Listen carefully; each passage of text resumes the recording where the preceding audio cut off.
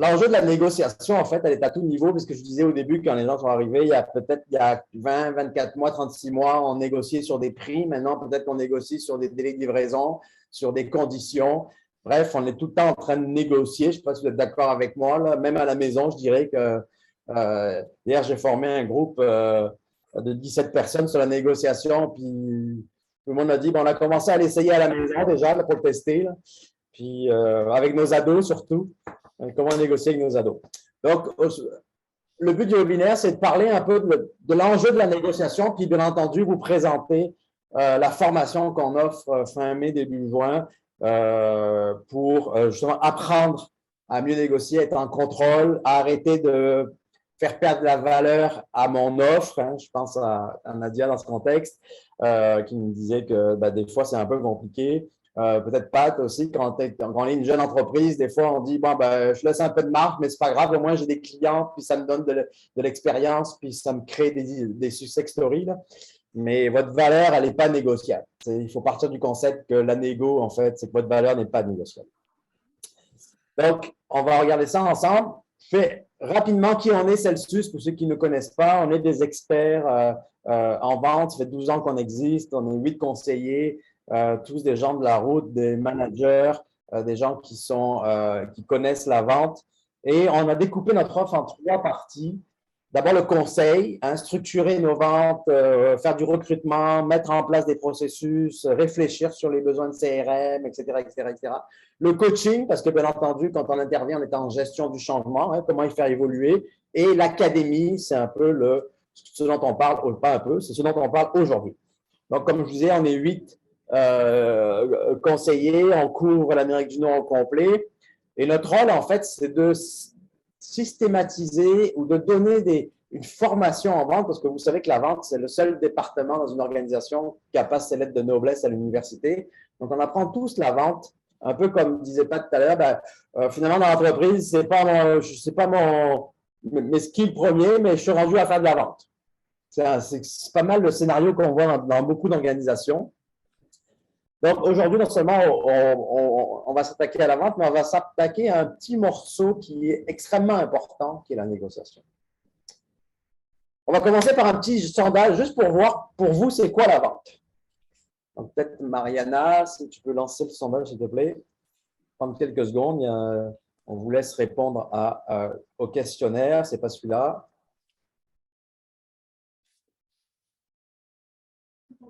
Non, ce n'est pas celui-là.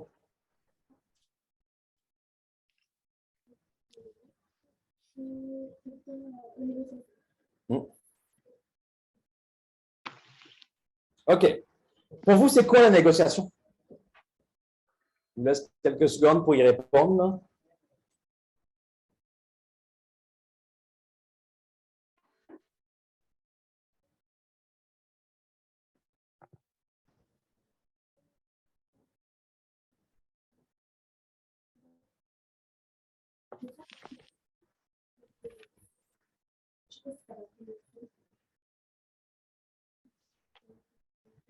Oh non, non.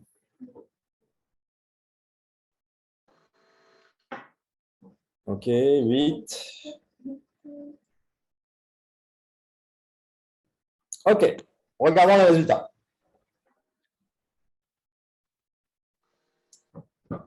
Donc, on voit qu'il y a une partie de vous qui dit que c'est une étape incontournable de la vente. On va voir, bien entendu. La dernière étape, la vente conclure. Une personne qui pense ça, on va voir aussi, c'est intéressant. Un moment de stress, il y en a en effet que c'est toujours un moment de stress. Vendre ce qu'on fait bien, ça c'est facile, mais quand on commence à challenger ce qu'on a dit, oups, là on rentre dans une zone d'inconfort, c'est très bien. Et un moment pour convaincre qu'on ait la bonne solution, c'est intéressant aussi. En fait, il y avait un piège. En fait, c'est aucune de ces réponses-là. Mais c'est souvent ce que j'entends. C'est pour ça que je en fait, c'est souvent ce qu'on entend. Je pense que j'avais mis autre, mais il a dû disparaître là-dedans. Donc, je ne sais pas si vous voyez les résultats. OK. Allons voir c'est quoi la négociation, parce que c'est important. Si on comprend bien la définition de c'est quoi la négociation, ça nous permet déjà d'évoluer. Il faut savoir que la vente, c'est séduire. La vente, c'est proposer notre valeur, c'est comprendre les besoins du client, l'amener à réfléchir, lui faire comprendre qu'on est qu'on a une proposition de valeur pour lui. On parle beaucoup de vente conseil depuis plusieurs années. Donc, ça, c'est la vente. Donc, par exemple, souvent, on se méprend, mais avoir des objections, ce n'est pas une négociation, c'est encore de la vente. Une objection, c'est une compréhension. Je n'ai pas compris un point, je le tourne de façon négative pour essayer de comprendre mieux. Et quand vous me dites ça, est-ce que vous êtes sûr que vous êtes capable de livrer? Est-ce que vous êtes sûr que c'est ce que vous faites, vous êtes les meilleurs, etc., etc. Ça, c'est une objection. La vente, c'est quoi? C'est une fois que j'ai mis en place ce que j'avais à mettre en place, c'est-à-dire mon offre de service, ma proposition. Si mon interlocuteur me challenge de façon quantitative sur ma proposition, un prix, un délai, une qualité, une garantie, blablabla, ben là, on va rentrer en négociation. Et en négociation, on n'est plus en mode séduction, on est en mode défendre. Je défends mon offre. Comme je dis souvent dans mes formations, je dis, on devient agressif parce qu'on me challenge en disant, es-tu en train de me dire que ce que je t'ai posé sur la table, ce n'est pas la vraie chose, que je suis en train de te mentir? On est quand même des professionnels. Donc, il y a un positionnement qui est important sur la négo, c'est que mon offre, c'est mon offre. Si c'est ça que ça vaut, c'est ça que ça vaut. Si je suis plus cher que le marché, il y a une raison. Si je suis plus cher que le marché et sans raison, ben là, c'est là qu'on se fait piéger. D'où l'importance de s'assurer d'avoir le bon prix. Je vais vous montrer une petite illustration qui traduit en fait comment ça se passe la négociation dans la vraie vie. Je parle l'acte de négocier. Hein. Donc, on va voir si ça marche.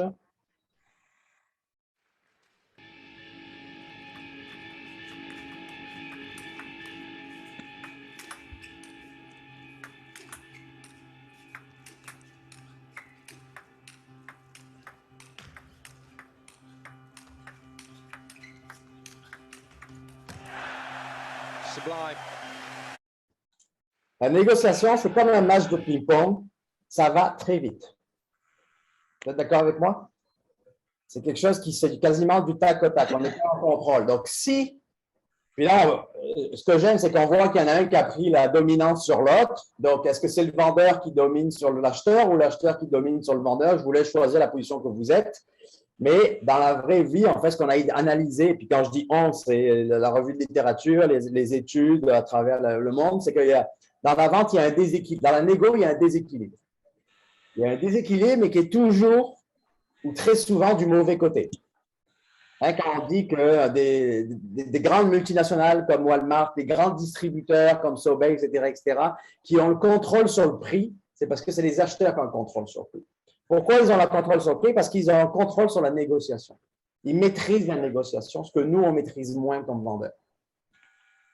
Il faut savoir aussi qu'un acheteur, il est condamné à acheter.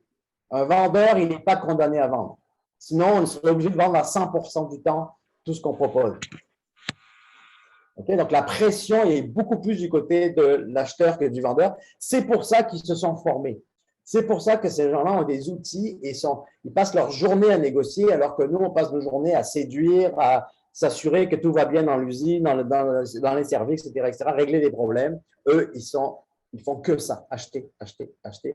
Et en plus, c'est intéressant parce qu'ils voient toutes les techniques de tous les vendeurs. Parce qu'ils reçoivent plusieurs vendeurs de différents types, donc ils peuvent lire toutes les techniques. Puis au fur et à mesure que je vois des techniques, si je ne suis pas trop bête, qu'est-ce que je fais? Là, je commence à me créer des parades. Donc, je vous parle de quel concept connu, très connu dans le monde des achats. Peut-être que c'est nouveau ou pas, mais par exemple, dans les techniques d'achat les plus réputées qu'on voit, il y a la technique du salami, la technique du lièvre, la technique du colombo. Je ne sais pas si ça vous dit quelque chose quand je vous parle de ça. Là. Je vais vous en parler d'une qui est souvent, qui nous trotte dans la tête quand je suis en vente. Les autres, on les voit bien entendu dans notre cours, mais par exemple, le lièvre. Est-ce qu'il est en train de faire baisser mon prix pour challenger son fournisseur actuel ou il fait baisser mon prix parce qu'il va acheter chez nous? Hein, le lièvre, c'est est-ce que je suis en train juste de l'aider à avoir un meilleur prix chez mon concurrent? Ben, ça, c'est dommageable parce que je perds mon temps, je casse mes prix, je casse mes conditions et finalement, je n'ai même pas l'offre, puis j'ai aidé mon compétiteur à l'avoir. Okay? Ben, ça, j'aimerais ça savoir avant le négo qui je suis. Okay? Le colombo, tiens, rapidement, je l'aime bien, celui-là, c'est mon préféré. C'est la petite dernière question avant de signer. Serais-tu prêt à me donner la garantie ou etc., etc. Puis là, on a la pression parce que je suis en train de signer. Ça fait 50 minutes qu'on négocie. Dans 5 minutes, ça s'arrête. Puis là, on laisse le bout.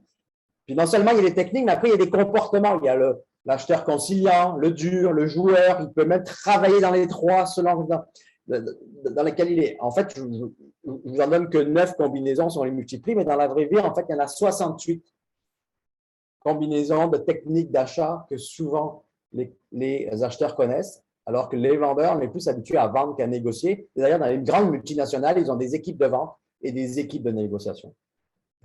Qui fait que quand je ne maîtrise pas ma négociation, quand je suis un peu comme dans mon jeu de ping-pong, celui qui était habillé en sombre et que je subis la balle, ben à un moment donné, c'est sûr que je vais perdre la balle et je vais perdre le match. Donc, l'impact, puis ce n'est pas nous qui le disons, c'est les statistiques, on sait que 85% des concessions se font dans les 5 derniers pourcents de la négociation.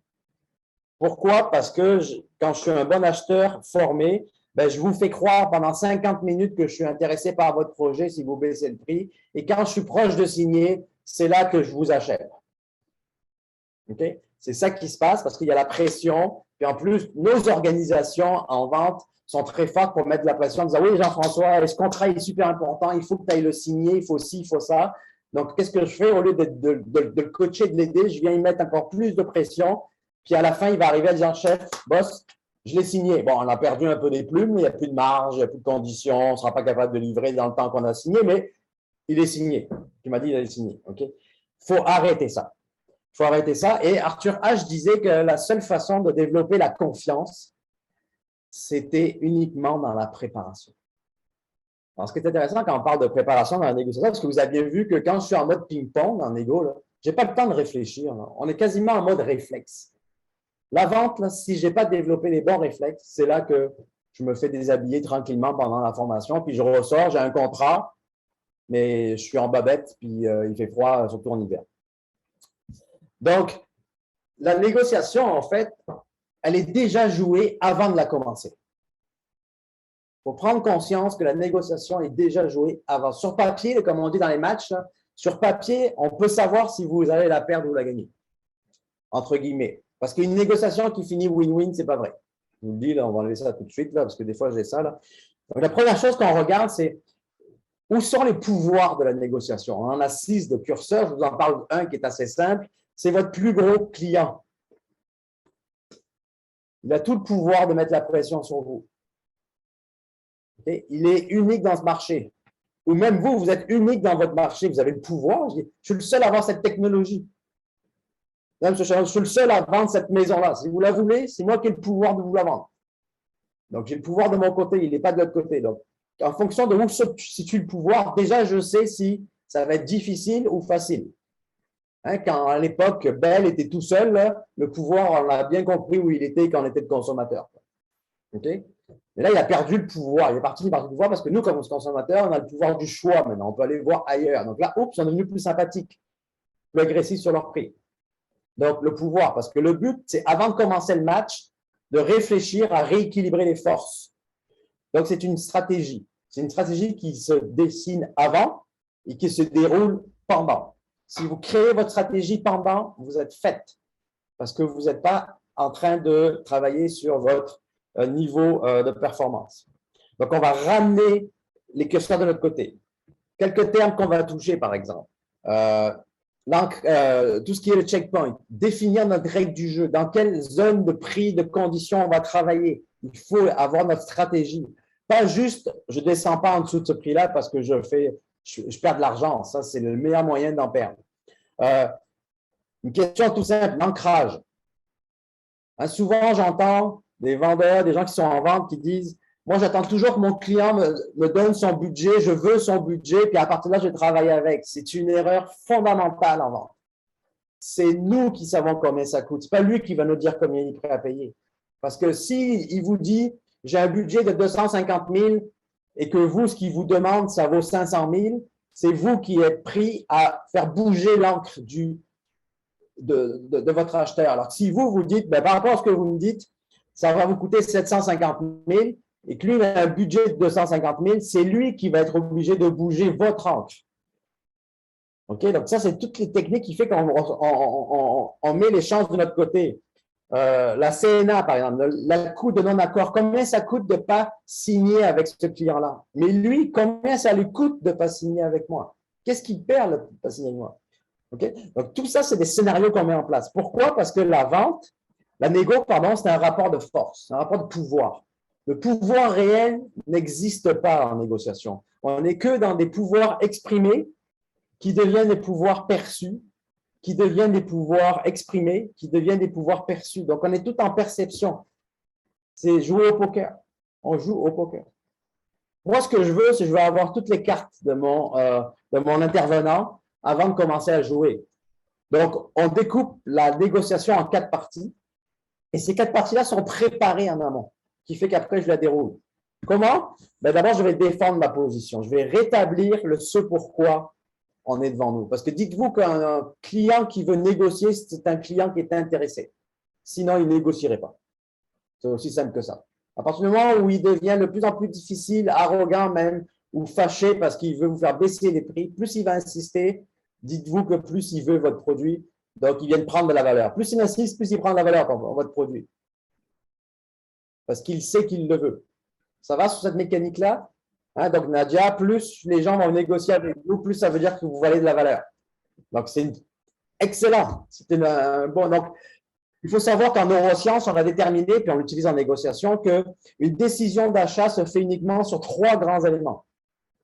Donc, souvent, dans nos ventes, dans la négociation, on met plusieurs éléments, on en met 5, 6, 7, et là, qu'est-ce qu'on fait? On vient noyer le poisson. Non, non, il y a 3 éléments. Mon schéma est important, c'est un triangle. Je vais mettre au milieu de mon acheteur, je vais le mettre au milieu des 3 éléments qui sont les plus importants pour lui, pour qu'il achète. Ça, c'est défendre mon offre. Je commence par défendre mon offre. Expliquer qui on est, c'est quoi notre valeur ajoutée. À partir de là, ce que je veux savoir, c'est qui j'ai en face de moi. Est-ce que j'ai le décideur ou le premier barrage de négociation?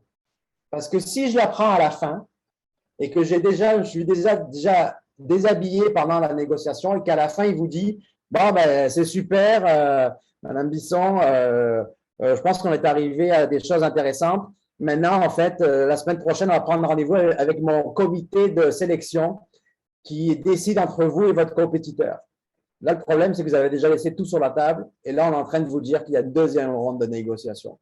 Je veux le savoir avant. C'est quoi les points qu'ils veulent négocier? Veux-tu négocier le prix, le délai, le service, la qualité? Il faut le savoir avant parce que sinon, comme la technique du salami, c'est chaque tranche, je vais négocier chacun des bouts. Puis chacun des bouts, vous avez laissé des morceaux, mais votre offre, elle est totale. Là. Donc, si vous avez laissé des morceaux à chacune des tranches de mon salami, vous allez vous apercevoir que vous avez fait plus d'argent. OK? Donc, engager l'interlocuteur, c'est des techniques pour s'assurer que dis-moi qui j'ai en face de moi, puis c'est quoi votre processus, sinon je n'avance pas. Une fois que j'ai compris ça, là, je vais rentrer en négociation. Donc là, vous voyez, on est déjà dans la deuxième partie de notre négociation. Il faut savoir qu'on ne rend jamais végétarien un tigre en lui donnant de la viande. On n'arrête jamais un acheteur en lui donnant des rabais. Plus il en demande, plus je lui en donne, plus j'augmente son appétit. Parce que lui, ce qu'il veut savoir, c'est quand c'est que ça s'arrête. Okay? Donc là, ce qu'on va apprendre dans les concessions mutuelles, ce qu'on fait, c'est qu'on va y couper l'appétit assez rapidement. Parce que si tu veux quelque chose, tu dois me donner quelque chose. C'est un échange. Si tu veux baisser ma marge, il va falloir que tu me donnes quelque chose. Si tu veux baisser mon prix de 8%, ben, je vais vouloir pas faire une usine, mais les 8 prochaines. Si tu veux baisser ma marge sur un service, je n'ai pas de problème, mais c'est plus 10 000, c'est un contrat de 25 000, de 50 000. On ne fait plus une façade, on en fait 4 façades de la maison, etc., etc., etc. Vous comprenez? On ne donne rien sans avoir rien reçu, sinon il n'y a plus d'équilibre. Donc, lui, il gagne et moi, je perds en permanence. Il faut arrêter ça. Okay?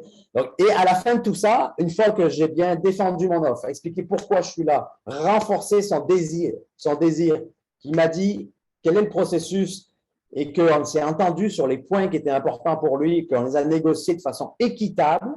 J'ai même des clients qui, après la négociation, ont augmenté leur marge. Ils ont baissé leur chiffre d'affaires, mais ils ont augmenté leur marge. Parce que finalement, c'est plus lui qui s'occupe de la livraison, c'est le client. c'est plus eux qui, etc. Ils font plus l'assemblage dans l'usine, ils le font chez le client. Donc, finalement, le client a eu l'impression de baisser le prix, mais moi, qu'est-ce que j'ai fait? J'ai baissé mon coût plus rapidement que mes prix. Donc, j'ai augmenté ma marge. Bingo! C'est pour ça que le win-win ne marche pas en négociation. OK? Et une fois que je m'en suis entendu, bien entendu, on va limiter les efforts. C'est-à-dire que mon fameux Colombo qui va essayer d'aller chercher sous la menace de je vais signer un nouveau bonbon ou une nouvelle baisse de quelque chose, mais comment on va éviter les derniers pièges pour éviter que 85% des concessions arrivent dans les derniers moments de la négociation. Donc, l'approche, en fait, d'une négo, comme je vous dis, elle se joue avant, dans la préparation. Ce n'est pas de l'improvisation, on n'y croit pas. Le marché, ça fait longtemps qu'on fait des études, on n'y croit pas. Donc, nous, ce qu'on propose dans notre formation, c'est une formation qui permet, entre autres, de garantir un 70% de rétention et même, je dirais, de développer des nouveaux réflexes pendant la formation parce qu'on utilise toutes les pédagogies modernes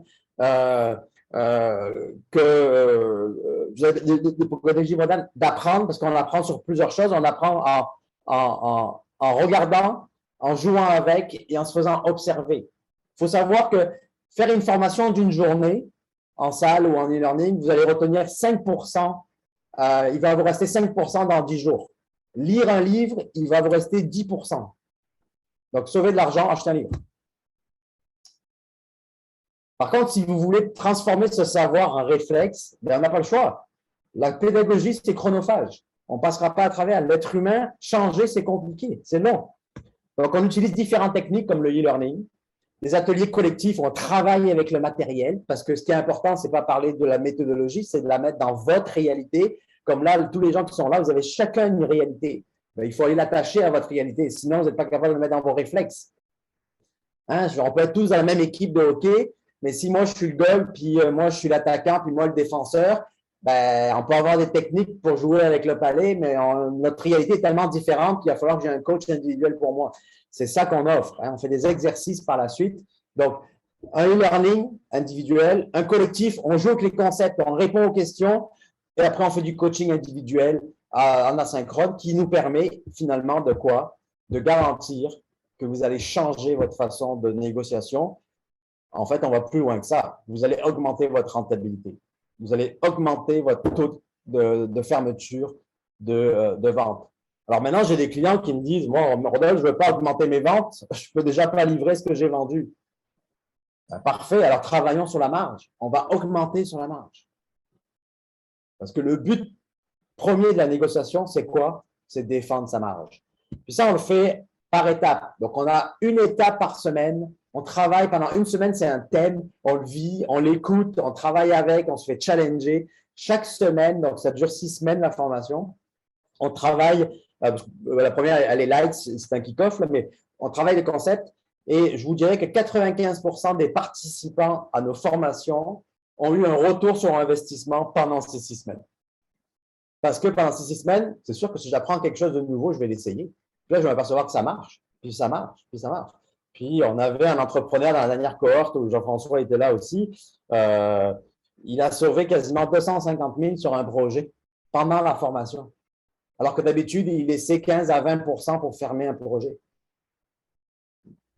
Donc, on change vraiment notre attitude en négociation. Rapidement, pour finaliser là-dessus, l'investissement est de 3 250 pour ces 6 semaines. Ça nous donne quoi? En fait, ça nous donne à peu près 23 heures d'apprentissage, etc., etc. C'est une méthode en distanciel qui fait que je ne perds pas de temps à me déplacer, même si c'est plate parce qu'on n'a pas le côté humain. Mais ce qu'on veut, c'est vous développer la façon de négocier, adapter cette méthode deal à votre réalité. On a la première rencontre devrait être le 19 mai, mais après, une fois que le cohorte est complété, ben là, on va décider si c'est la bonne date. Et on fait des petites cohortes.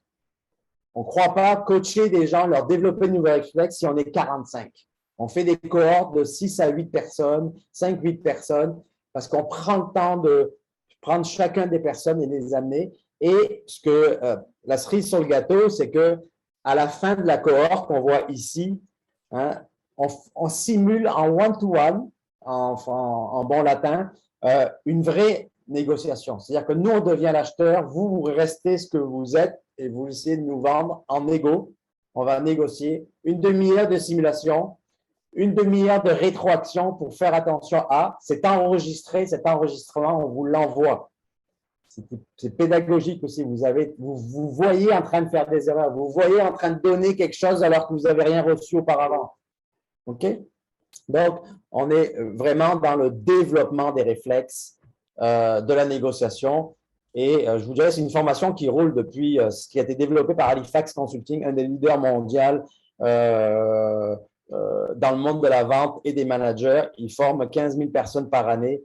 Moi, j'ai formé dernièrement un directeur des ventes d'une multinationale, quelqu'un qui a 55 ans, qui a fait toute sa vie dans la gestion des ventes, qui dit « c'est la meilleure formation que j'ai eue ». Pourquoi? Parce qu'il est capable de l'appliquer tout de suite et voir le retour sur investissement. C'est l'avantage de former en vente, c'est qu'on voit un retour sur investissement. Celle-là, elle est la plus payante parce qu'on arrête de se déshabiller pour vendre. C'est un concept qu'il faut arrêter. Ça coûte trop cher sur notre marge.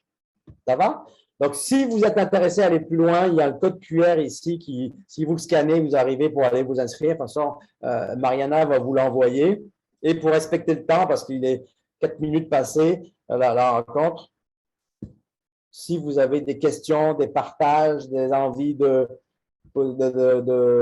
d'échanger, s'il y a des choses sur lesquelles vous n'êtes pas d'accord avec ce que j'ai dit, ce n'est pas de problème, je vais prendre le temps de vous expliquer que j'avais raison. Et sinon, si vous n'avez pas de questions, ben on vous remercie. On va vous envoyer, bien entendu, le lien pour la formation. S'il y en a qui veulent s'inscrire tout de suite, on va le faire. Mais comme je dis souvent, c'est tôt ou tard, vous allez vous former en négociation. C'est juste la différence, c'est combien d'argent vous allez perdre avant d'être formé. Ça vous appartient. Oui, M. Gaillon. Votre micro est fermé. Est-ce qu'au niveau Emploi Québec ou quoi que ce soit, y a-t-il des subventions qui sont accessibles pour votre programme? C'est une formation. Donc, en effet, nous, on peut vous envoyer une genre de 2-3 pages de formation et vous avez juste à le déposer à votre clé, à votre Emploi Québec. Puis, en fonction de votre dossier, c'est eux qui décident si c'est subventionnable ou pas, puis à quel niveau. Ça dépend de chacune des personnes. Ouais. Mais oui, c'est de la formation. Puis nous, on est accrédité, on a un numéro Emploi Québec. Honnêtement, avec les points que vous avez apportés, M. Rodolphe, toute compagnie, tout businessman devrait suivre un cours comme ça parce qu'il y a deux types de personnes. Il y a des moutons puis il y a des loups. Puis c'est important de s'identifier. Quand tu disais du management tantôt, c'est très important. J'ai été dans les ventes toute ma vie. Tout dépendant de B2B, B2C, tout dépendant des pays, tout dépendant de la nationalité qui est devant toi, tout dépendant de la température, le café, tout est important. Puis la présentation de soi-même. Je suis constamment avec la Chine, les pays internationaux partout. Je crois que oui, vous avez un point très important. Le challenge, il est toujours là. La négociation, c'est le point le plus important parce que c'est important de se respecter. Puis c'est le plus gros point, le respect en soi, c'est que ce que l'autre essaie de détruire. Il veut vraiment t'amener au plus bas pour être le dominant. Fait que c'est deux loups qui se font face, puis c'est important de le comprendre. D'avoir la plus grande mâchoire. En fait, nous, on ne serait pas un loup, nous, on va être le guide du loup. On va l'amener où on veut. Ah, absolument, absolument. Mais absolument très important, le cours. Moi, je suis. Oui, c'est très bien parce que du knowledge, ça n'existe pas. Du knowledge, ça n'existe pas. Du vécu, ça n'existe pas. Fait que qu'est-ce que vous apportez? Vous apportez du knowledge. Fait que ça, oui, je crois que c'est très important. Moi, de mon côté, je vérifie de mon bord et je vous donne des nouvelles. Parfait. Mais oui, ça en amène vraiment quelque chose de structuré. Et vous allez voir dans le niveau d'inscription, au niveau de l'inscription, vous allez voir, on vous a mis 2 témoignages de une petite entreprise puis une grande entreprise. Puis le résultat est toujours le même. Là. Ça a fait sa différence instantanément, même si ça fait 25 ans que je fais de la vente. Moi, pour challenger les plus grandes organisations, je leur dis envoyez-moi vos 2 meilleurs négociateurs, puis s'ils apprennent rien, je vous rembourse. Ça finit que je forme toute l'équipe. Pourquoi? Ben, pas parce que je suis un génie, c'est parce qu'il y a une mécanique. Et la négociation, si je la prépare, ben, je suis en confiance. Et quand je suis en confiance, j'ai 100% de mes moyens. Et quand je déstabilise celui qui est en face de moi, c'est lui qui perd confiance. Okay? Ce qui n'empêche pas qu'une négociation, ce qui est fondamental, c'est qu'on finit avec ce qu'on avait prévu, mais que j'ai gardé la relation, ce que j'appelle moi le fil rouge de la relation, parce qu'il faut être capable, après une négociation, même si ça a été difficile, d'aller prendre une bonne bouteille de vin avec mon interlocuteur. Parce que je vais faire affaire. Une fois que c'est signé, je commence à faire affaire avec eux. S'ils m'haïssent à la fin de la négociation, là, ça va être compliqué le projet. Là. Et quand je suis en B2B ou même en B2C, hein, c'est le repeat. Hein, si je veux revenir, s'il veut me référer, le bouche à oreille, s'il dit ouais, M. Chagnon, il est bien sympathique, mais qu'il est dur en négociation, ça n'a pas été du tout agréable. Oui, on a eu un bon prix, mais qu'est-ce que ça n'a pas été agréable? Ben, le côté humain va faire que on n'a pas envie d'y aller quand c'est pas agréable. C'est jamais agréable une négo, mais on peut la rendre plus sympathique et dans le respect, surtout dans le respect de nous-mêmes. Donc, merci pour le témoignage, M. Guérillon. Sinon, ben, je vous souhaite un bon vendredi après-midi. Vous inquiétez pas, il reste plus que 2 jours avant lundi matin, donc ça va passer vite. On va pouvoir recommencer à travailler tranquillement. Et on va souhaiter que normalement le printemps arrive lundi, donc on va en profiter. Merci à tout le monde. Puis, je vous laisse